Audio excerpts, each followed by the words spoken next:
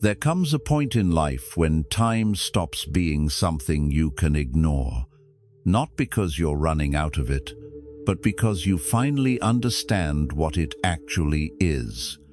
Not an enemy, not a thief, but a teacher.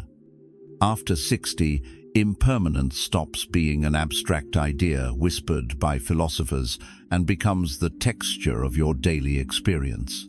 You see it in the mirror, where the face looking back carries decades you don't quite remember accumulating.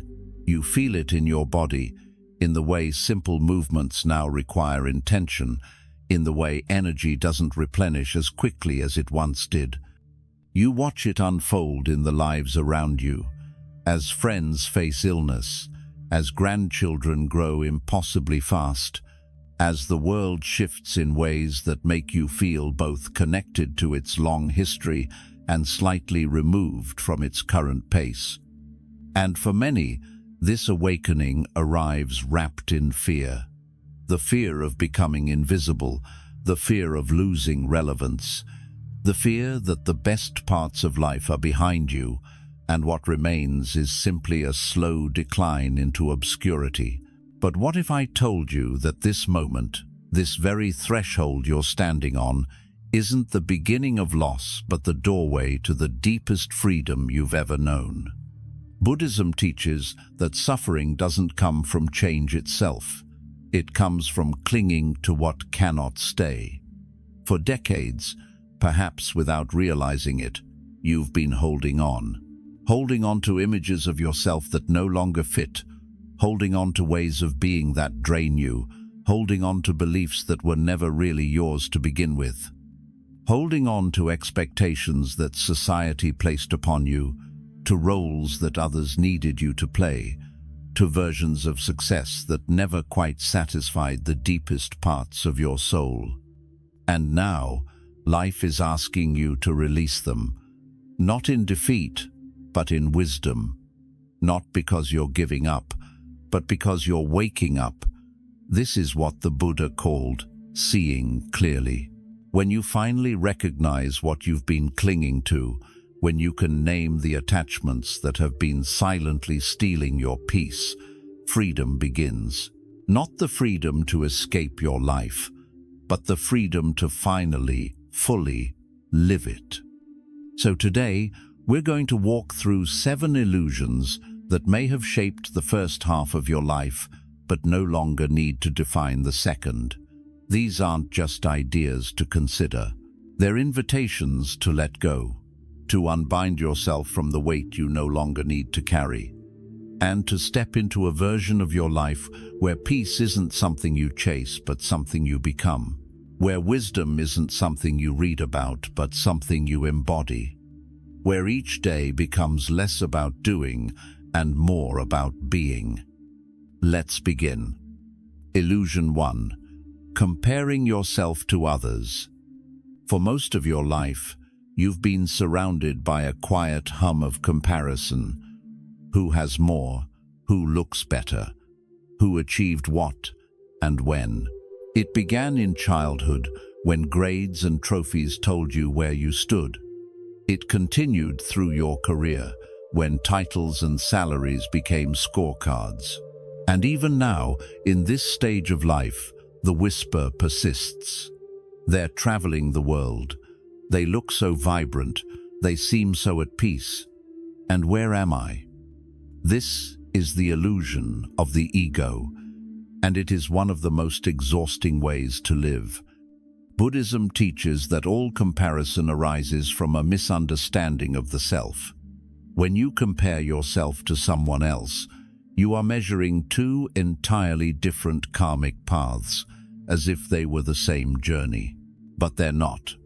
Every person you meet has walked through circumstances you cannot see. They carry histories you don't know. They face struggles hidden beneath surfaces. To compare your chapter 7 to someone else's chapter 20 is not only unfair, it's impossible.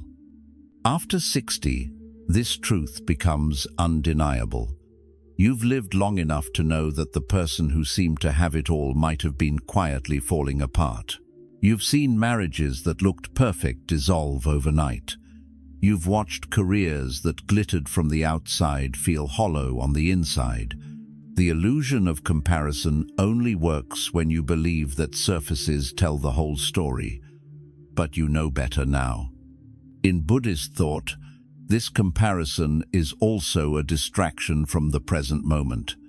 Every second you spend looking sideways at someone else's life is a second you're not living your own. The Buddha taught that the only meaningful comparison is the one you make with yourself. Am I more patient today than I was yesterday? Am I kinder to myself than I was last year? Am I less reactive, more present, more awake?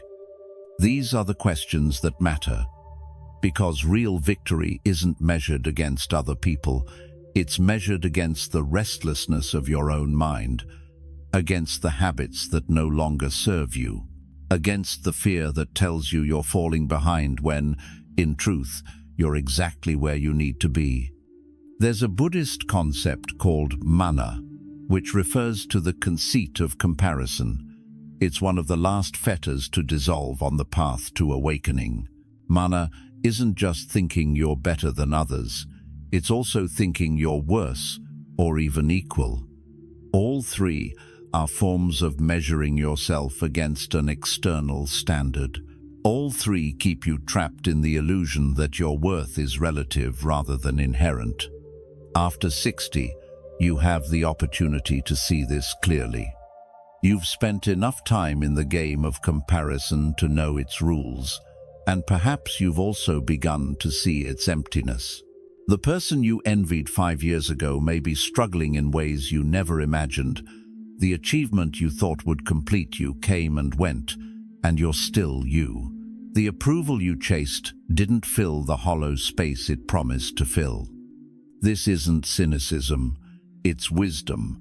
It's the recognition that comparison is a game that cannot be won because it's built on a false premise. The premise that you are separate from others, that their gain is your loss, that there's a limited amount of worth in the world and you must fight for your share. But Buddhism teaches interconnectedness.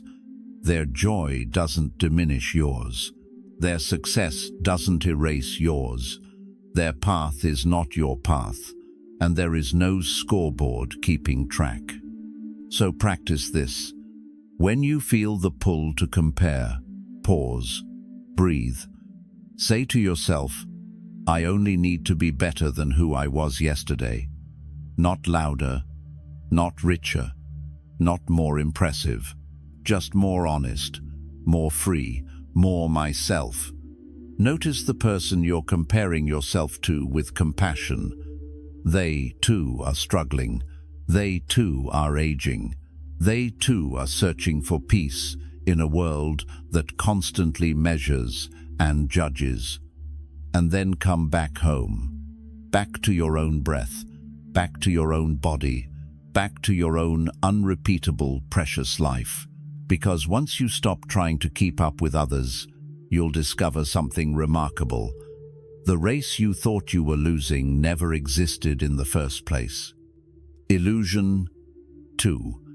Identifying yourself with your career. For decades, when someone asked who you are, you probably answered with what you do. I'm a teacher. I'm an accountant. I'm a manager. And in that answer, something subtle but profound was taking place. You weren't just describing your work. You were offering your identity. Buddhism calls this attachment to name and form, and it is one of the most binding illusions we carry. Your career was never just about the tasks you performed. It became the anchor of your sense of self. It told you where you belonged. It gave you structure, routine, purpose. It connected you to others who understood your language and your struggles. When people respected your title, it felt like they were respecting you. When your work was praised, it felt like you were seen. And now, as you step away from that role, or as the world steps away from you, something inside feels hollow. empty, lost. But here's what Buddhism would say. That emptiness you're feeling isn't a sign that something's wrong. It's a sign that something's awakening. The ego clings to status because it believes that's where value lives. But the Buddha taught that all forms are impermanent. Your job was a role you played. It was never the essence of who you are. And retirement, whether you chose it or it chose you, is life asking you a deeper question. Who am I when I'm not performing? Who am I when no one's watching? Who am I beneath the titles, the achievements, the external markers of worth? This isn't a crisis, it's an invitation. After 60, the goal is not to climb higher, it's to go deeper, to return to your true nature, which was never defined by what you produced or how much you earned. Your essence exists independent of your resume. It always has. Consider how much of your day, for decades, was structured around work. You woke at a certain time. You dressed in a certain way. You spoke in a certain tone. You became the person your profession required you to be. And now that structure is gone or loosening. And with it goes something you may not have realized you were carrying. A mask, a performance, a version of yourself designed to fit into a system that needed your labor more than it needed your authenticity. Retirement, in the Buddhist sense, is not just stepping away from work. It's retiring from reification. It's letting go of the solidity you once believed defined you. The business card, the office, the routine, the role. These were forms, and forms are impermanent. What remains when they dissolve is the formless, the aware presence that was there before you took the job and will remain after you leave it. Many people experience what psychologists call a retirement identity crisis. The days feel long, the sense of purpose feels elusive. The question, who am I now, haunts the morning coffee. But from a Buddhist perspective, this isn't crisis, it's opportunity. The opportunity to discover who you are when you're not performing, when you're not producing, when you're not fitting into someone else's definition of valuable. Reflect on non-self, or anatta. The Buddhist teaching that there is no fixed, unchanging identity. You are not your job. You are not your title. You are not the person others needed you to be in order to function within a system. You are awareness. You are presence.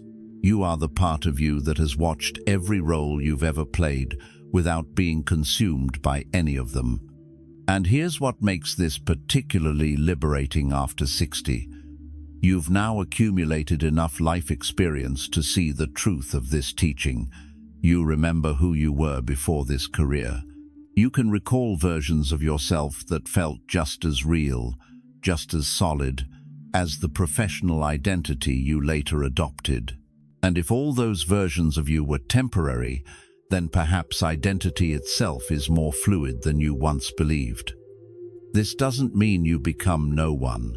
It means you stop being confined by any single story about who you are.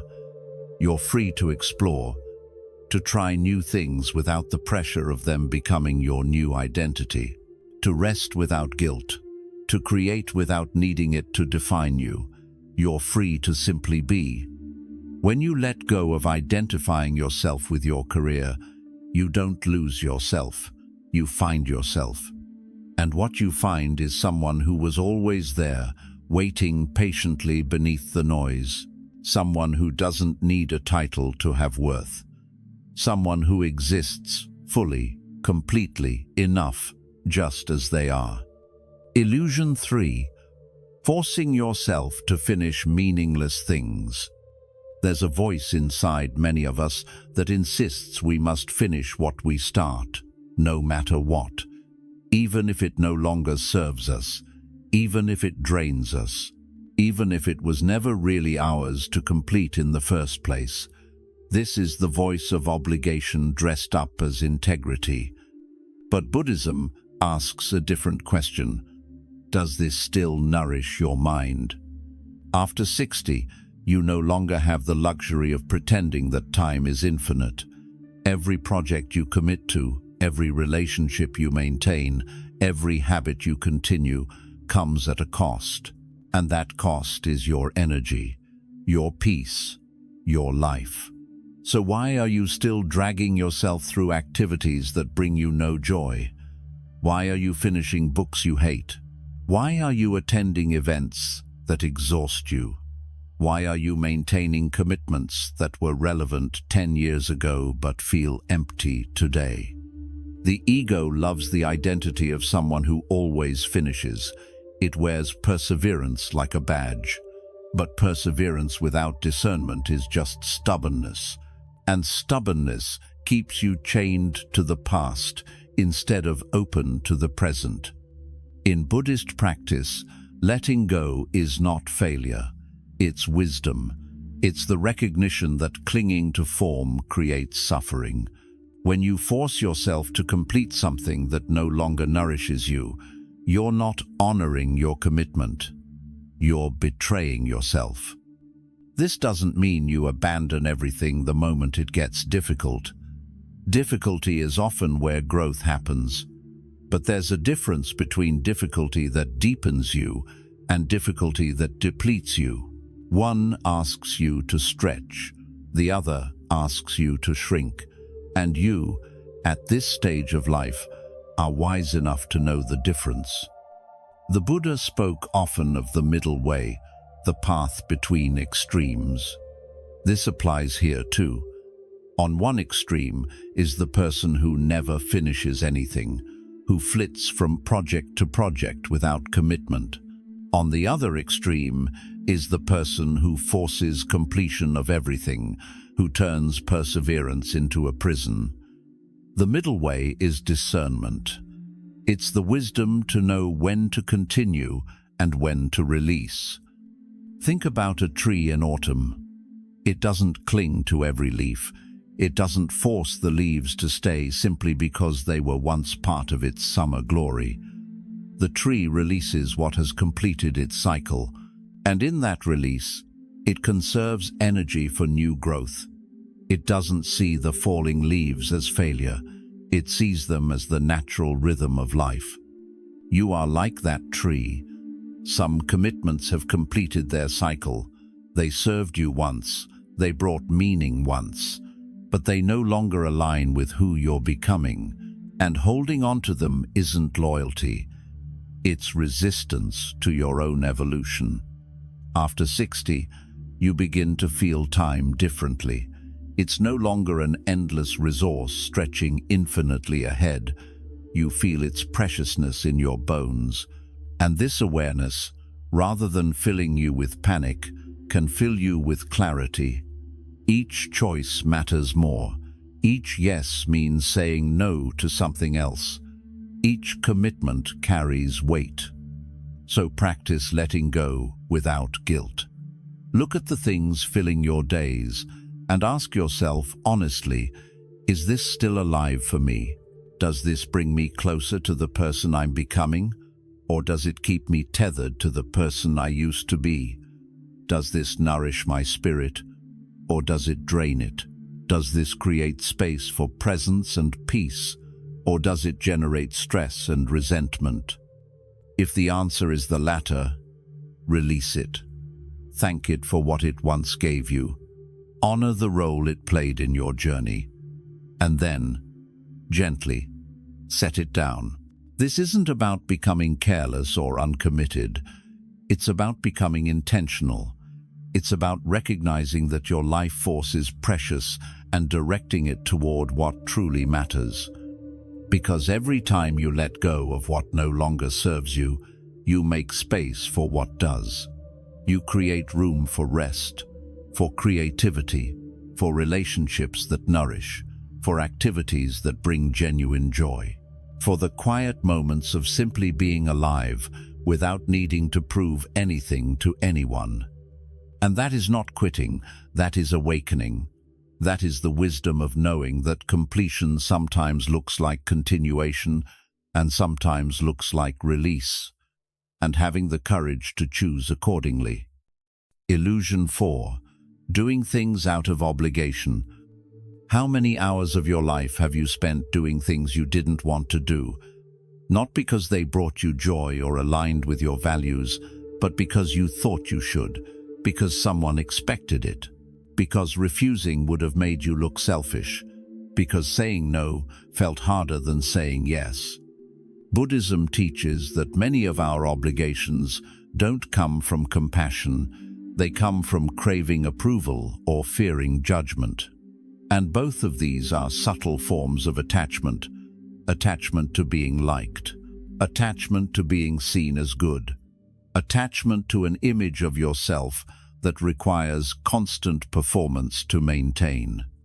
But here's the truth that becomes impossible to ignore after 60. You are running out of time to live someone else's version of your life. True compassion doesn't exhaust you. It flows naturally from a place of fullness, not depletion. When you act out of genuine care, there's ease in it. Even if the action is difficult, there's alignment. But when you act out of obligation, there's resentment, there's fatigue, there's a quiet voice inside you whispering, "When will it be my turn?" That voice isn't selfish. It's your soul asking to be honored. In Buddhist teaching, there's a beautiful concept called metta, or loving kindness. But metta is not the same as people-pleasing. True metta flows from a full heart, not an empty one. It's offered freely, not extracted through guilt. And it extends to yourself as much as to others. When you sacrifice your peace to maintain someone else's comfort, that's not metta, that's martyrdom. And martyrdom, while culturally praised, is spiritually depleting. The Buddha taught the importance of skillful means, or upaya. This means acting in ways that are both compassionate and wise. Sometimes the most compassionate thing you can do is say no. Not harshly, not with anger, but with gentle firmness. No, I cannot do this right now. No, this doesn't align with what I need. No, I must protect my energy so I can show up fully where it truly matters. After 60, you have earned the right to choose, to give when giving feels true, to step back when stepping back protects your peace, to release relationships that function on guilt rather than mutual respect. This isn't coldness. This is clarity. This is understanding that your energy is sacred and that wasting it on obligations rooted in fear is no longer an option. Think about all the years you've spent managing other people's emotions, saying yes when you meant no because you didn't want to disappoint, attending events that exhausted you because absence would be noticed, maintaining connections that felt one-sided because ending them would make you look bad. How much of your life has been spent in service to the image others have of you, rather than in alignment with who you actually are? The illusion here is subtle but profound. You've been taught that being good means being available, that being kind means being accommodating, that being loving means saying yes, but none of that is true. Being good means being authentic. Being kind means respecting your own boundaries. Being loving means honoring the life force within you enough to protect it. Ask yourself this: am I acting from choice or from pressure? Am I giving because I want to, or because I'm afraid of what will happen if I don't? And if the answer is fear, pause, breathe, and give yourself permission to decline. Notice what happens in your body when you imagine saying no. Does it feel like relief? That relief is your truth speaking. Listen to it. Compassion with wisdom means you can be kind without sacrificing yourself. You can care without carrying everyone else's burdens. You can love without losing yourself in the process. And when you begin to live this way, something shifts. The people who truly see you will respect your boundaries. They'll appreciate your honesty. They'll understand that your no makes your yes more meaningful. And the people who don't were never honoring you anyway. They were using you. And that's a painful truth, but it's also a liberating one. Let obligation dissolve. Let guilt fall away. And let yourself finally experience what it feels like to act from a place of true freedom. Not freedom from responsibility, but freedom from the false belief that you must betray yourself to be worthy of love. Illusion 5. Needing to be right. For how many years have you spent energy trying to convince someone they were wrong, defending your perspective, proving your point, winning arguments that, in the end, changed nothing except your own blood pressure? This is the ego wanting to preserve itself, and it is exhausting. Buddhism teaches that the urge to be right is simply the mind clinging to its own constructs. You build an identity around your beliefs, your opinions, your way of seeing the world. And when someone challenges those beliefs, it feels like they're challenging you. So you defend, you argue, you push back. Not because the truth is at stake, but because your sense of self is. But what if you didn't need to win? What if you could hear someone disagree with you and simply let it be? Not because you're weak, but because you're free. After 60, you've lived long enough to see how often you were wrong about things you were once certain of. You've changed your mind. You've evolved. You've learned that certainty is often just fear disguised as confidence. So why are you still clinging to the need to be right?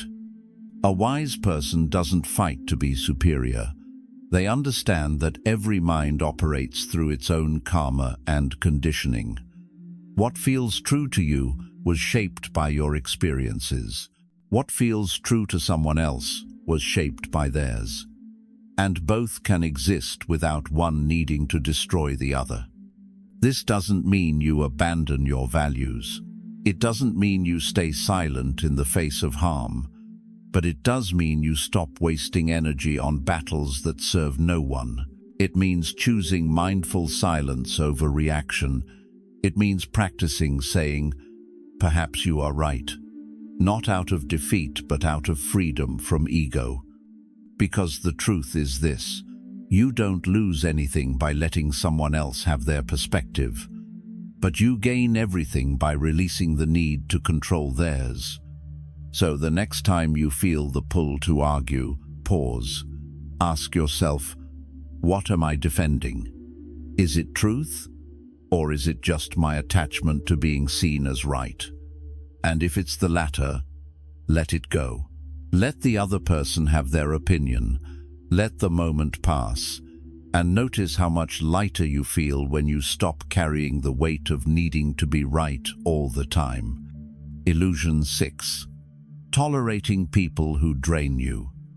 There's a term for people who take more than they give, who leave every conversation feeling like they've siphoned your energy, who only call when they need something and disappear when you do. Buddhism doesn't have a fancy term for them, but it does have wisdom about what to do. Protect your mind. Every interaction is an exchange. Words are exchanged. Energy is exchanged. Karma is exchanged. And after 60, your mind must be guarded like a small flame in the wind, because if you allow the wrong energies into your space, they will not just disturb your peace, they will extinguish it. This doesn't make you selfish. It makes you wise. The Buddha taught compassion, yes, but he also taught boundaries. He taught that loving kindness must be practiced with wisdom, And wisdom knows that some people are not safe for your spirit, not because they're evil, but because they're unaware. They take without seeing, they demand without giving. And if you continue to offer yourself to them, you will eventually have nothing left. So practice compassion with wisdom. Be kind, but don't sacrifice yourself. Be present, but don't lose yourself. And when someone consistently shows you that they do not honor your presence, believe them and step back. This doesn't mean you cut everyone off at the first sign of difficulty. Relationships are complex. People struggle. We all have moments where we need more than we can give. But there's a difference between someone going through a hard time and someone whose entire relationship with you is built on draining you. One is temporary. The other is a pattern. And patterns don't change unless the person chooses to change them. After 60, you no longer have time for relationships that exist only to deplete you. Invest your energy in connections that honor your presence, in people who listen as much as they speak, in friendships where giving and receiving flow naturally, not out of obligation but out of mutual respect. Because your peace is not a luxury, it's a necessity. And anyone who doesn't understand that doesn't belong in your inner circle. Illusion 7. Expecting people to change. For how long have you held on to relationships, hoping the other person would finally see things differently, hoping they'd apologize, hoping they'd grow, hoping they'd become the version of them you've been imagining all along? This is one of the most painful illusions we carry, because it keeps us trapped in a fantasy. Buddhism teaches that wanting people to change into the version you prefer is clinging to an illusion in your mind, not reality. You're attached to who you think they should be, not who they actually are. And when expectation creates pain, attachment is at work. The truth is this: people change when they choose to change, not when you want them to, not when you've suffered enough, not when it finally makes logical sense. They change when something inside them shifts, and that shift is entirely beyond your control. So holding on, waiting, hoping, praying that they'll become someone different is not love. It's suffering, and it's a form of suffering you're inflicting on yourself. Acceptance does not mean lowering your standards. It does not mean tolerating harm. It does not mean pretending everything's fine when it's not. Acceptance means seeing things as they are, not as you wish they were. It means freeing yourself from the fantasy that's causing you pain. And once you accept reality, you have a choice. You can stay, with clear eyes and adjusted expectations. You can set boundaries that protect your peace, or you can step back peacefully, without resentment, knowing that this person's journey is not yours to control. This is what the Buddha meant when he taught to see things as they are. Not with judgment, but with clarity. Not with bitterness, but with wisdom. And when you finally release the expectation that someone else must change in order for you to be happy, something miraculous happens. You become free. Free from the weight of trying to fix what was never yours to fix. Free from the disappointment of unmet expectations. Free to live your life fully, regardless of what anyone else chooses to do with theirs. Closing. Freedom. After 60 is freedom from illusion. So here you are, at a threshold many fear but few truly understand. This stage of life is not a decline. It is not a fading. It is not the slow closing of a book that's already been written. It is the moment when everything you thought defined you begins to fall away, and beneath it, something truer emerges. Peace in old age does not come from control. It does not come from achievement. It does not come from being needed or admired or right. It comes from the quiet, steady work of dismantling illusion, layer by layer, attachment by attachment, like wiping dust from a mirror to reveal its natural clarity. For decades, you lived according to rules you didn't write. You compared yourself to standards that were never yours. You carried identities that felt heavy. You forced yourself through obligations that drained you. You fought to be right, tolerated people who depleted you, and held on to fantasies that brought only pain. And now, life is asking you to release all of it. Not in bitterness, not in defeat, but in awakening. The Buddha taught that suffering arises from clinging and ceases with release. And what you're being invited to release after 60 is not joy or connection or meaning. You're being invited to release the illusions that prevented you from experiencing these things fully. The comparison that told you you weren't enough, the identity that made you rigid, the obligations that drained your life force, the need to be right that created division, the toxic relationships that consumed your peace, the expectations that kept you waiting for others to change instead of living your own life. These illusions were once survival strategies. They helped you navigate a world that demanded performance. But you're no longer in that world. You've crossed into new territory, and the old maps don't work here. You need new wisdom. Not the wisdom of striving, but the wisdom of releasing. Not the wisdom of becoming, but the wisdom of being. There's a Zen saying, "Before enlightenment, chop wood, carry water. After enlightenment, chop wood, carry water." The actions remain the same, but the one performing them has changed. After 60, your life may look similar from the outside, but from the inside, everything is different. You're no longer performing for an audience. You're no longer accumulating evidence of your worth. You're no longer defending an image of yourself that never felt quite true. You're simply here, present, aware, alive in this moment, without needing it to be anything other than what it is. Because the truth is this: after 60, there is nothing left to chase. There is nothing left to prove. There is only the invitation to return.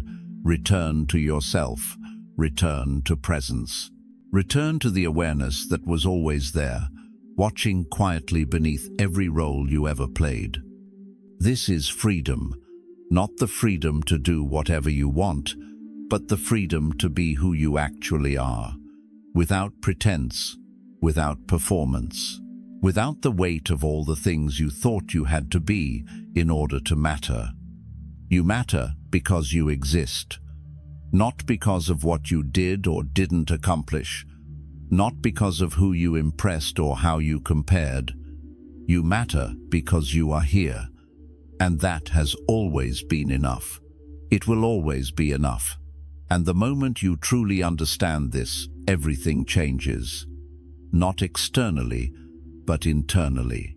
The peace you've been seeking stops being something out there and becomes something in here. Unshakable, quiet, yours. So let go. Let go of the illusions that no longer serve you. Let go of the comparisons, the identities, the obligations, the need to be right, the draining relationships, and the expectation that others must change. Let go, not because you're giving up, but because you're waking up, and when you do, you'll discover something you may have been searching for your entire life.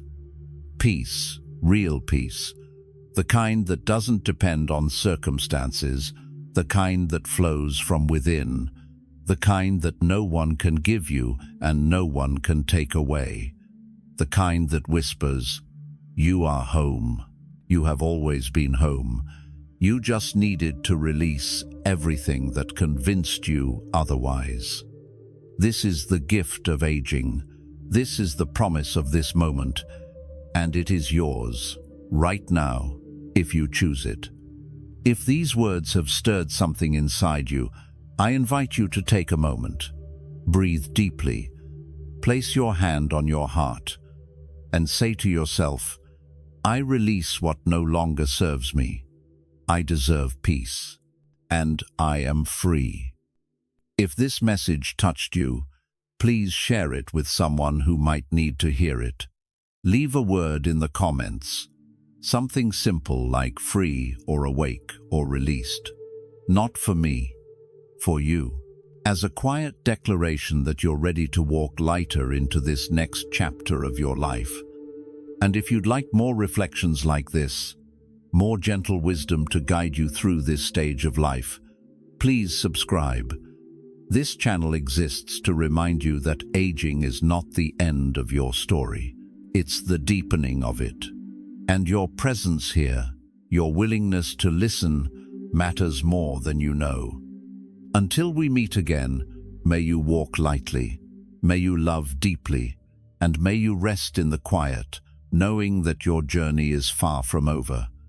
You are not finished, you are becoming, and that is the most beautiful truth of all.